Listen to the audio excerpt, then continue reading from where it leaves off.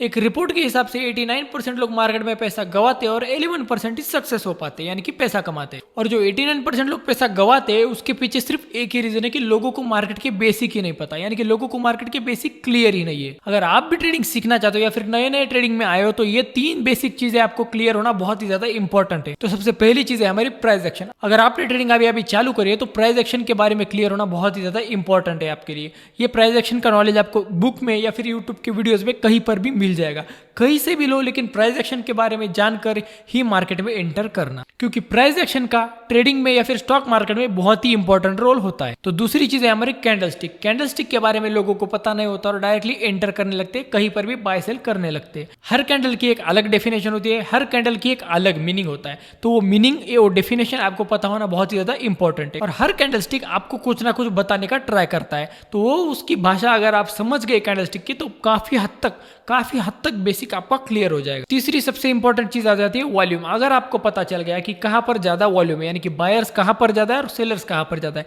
अगर यहां पर बायर ज्यादा है तो वहां से मार्केट ऊपर जाने वाला है और सेलर ज्यादा है तो वहां से मार्केट नीचे जाने वाला है। तो ये सब बेसिक चीजें आपको पता होनी चाहिए। बिना बेसिक क्लियर किए अगर आप एडवांस की तरफ जाते हो तो आप वहां पर कुछ भी सीख नहीं पाओगे। बट आपके अगर बेसिक क्लियर है और बेसिक क्लियर होने के बाद आप अगर एडवांस की तरफ जाते हो तो वहां पर आपको बहुत ज्यादा ईजी हो जाएगा।